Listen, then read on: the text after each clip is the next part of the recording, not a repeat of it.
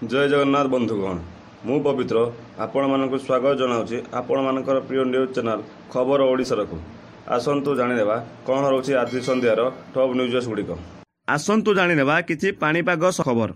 3 दिन प्रबल छेचिब नहीं सूचना देइछन्ति पाणीपाग विभागर कर्तृपक्ष। बंगोपसागर में सृष्टि है घूर्णिबलय। यार प्रभाव में आज राज्य में किछि अंचल में वर्षा होवार संभावना अच्छी। आसंता काली ठारू 3 दिन जाए हालुकारु मध्यम धरण वर्षा हेब। वर्षा पाई 29 जाए रेड अलर्ट जारी करिछि पाणीपाग विभाग। गंजाम गजपति कंधमाल रयागढ़ सुंदरगढ़ जिले में आसंता काली प्रबल वर्षा हेबा नै पाणीपाग विभागर सूचना। राज्य में विशेषकर दक्षिण ओडिशा रे वर्षार परिमाण अधिक रहिबो। 5 वर्ष पर प्रधानमंत्री नरेंद्र मोदी करिवे रूस गस्त। प्रधानमंत्री नरेंद्र मोदी आसंता मास रूस गस्त करि पारंती। एने रूस राष्ट्रपति कार्यालय सूचना दिया जायछि। क्रेमलिन पक्षर रूस गस्त नहीं सूचना दिया जायछि। व्लादिमीर पुतिन वैदेशिक मामला रे सहयोगी यूपी उसाखोवा कहिसंती एने रूस प्रस्तुति चली किंतु समय स्पष्ट होई नाही। नुआ मंत्री को नुआ प्लान चालू रहिबो पूर्व स्कीम।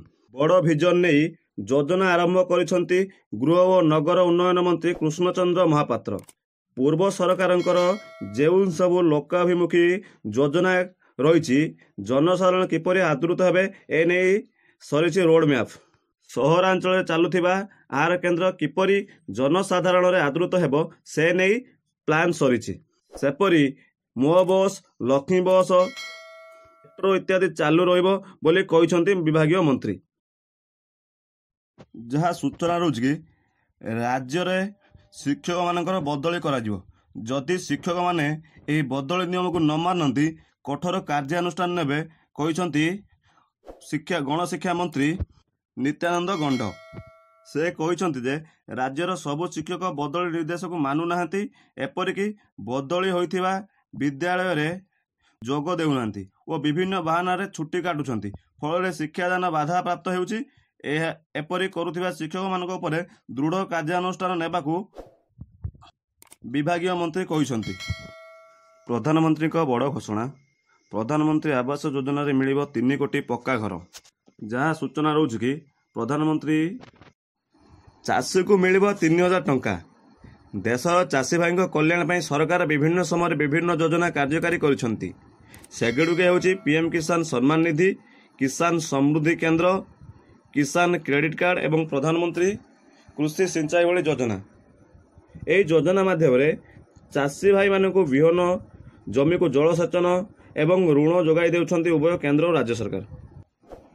यही योजना माध्यम चाषी भाई मानकर आय वृद्धि घटी। विशेषकर चाषी निकट थिबा पीएम किसान सम्मान निधि योजना चाषी निकट में बेस आदृत हो पारि।